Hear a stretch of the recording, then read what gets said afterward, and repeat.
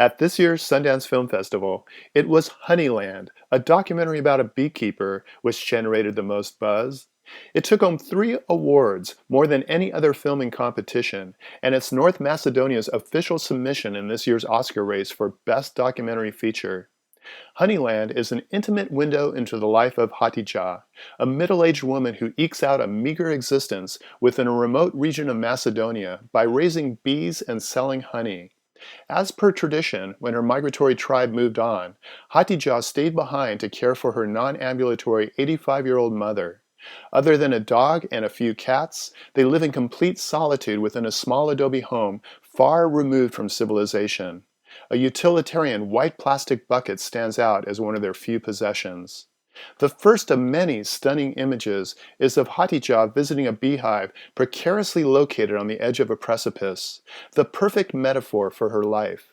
As she pries rocks apart to gain access, barehanded and without a mask, it becomes apparent that she and the bees have come to an understanding. "Half for you, half for me," she tells them as she places honeycomb into her bucket. That simple 50-50 philosophy, which is rephrased throughout the film, becomes a mantra for sustainability and balance, both ecological and economic. Because if more than half of the honey is taken away, Hatija's source of income will perish along with the bees. Shortly afterwards, with her trusty bucket packed full of jars of fresh honey, Hatija makes a brief foray by train to a distant marketplace. Upon her return, the serenity of her homestead is shattered by the squeaks and groans of a truck straining to pull a caravan over the rocky terrain. It's a nomadic family encroaching on her fallow land. Engine sounds dissolve into yelling parents and screaming kids as they settle nearby. Hatija observes the intrusion from a short distance away. Her stoicism can't completely hide her apprehension.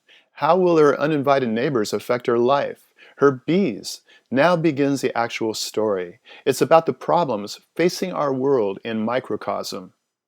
Honeyland plays out like a low-budget indie movie written for and starring non-actors, not unlike last year's excellent Oscar contender for Best Foreign Language Film, Capernaum. That's because the two directors, Tamara Kodovska and Lubomir Stefanov, took an entire year to sculpt 400 hours of footage shot over the course of 3 years into a 1.5-hour story with a standard 3-act structure. If you didn't know you were watching a documentary, you could easily mistake Honeyland as a work of fiction.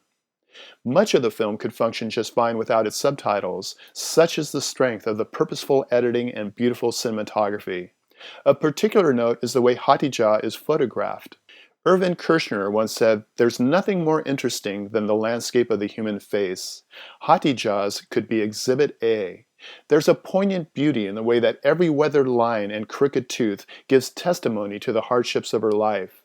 It's a face that's a story unto itself. Honeyland is an essential viewing experience.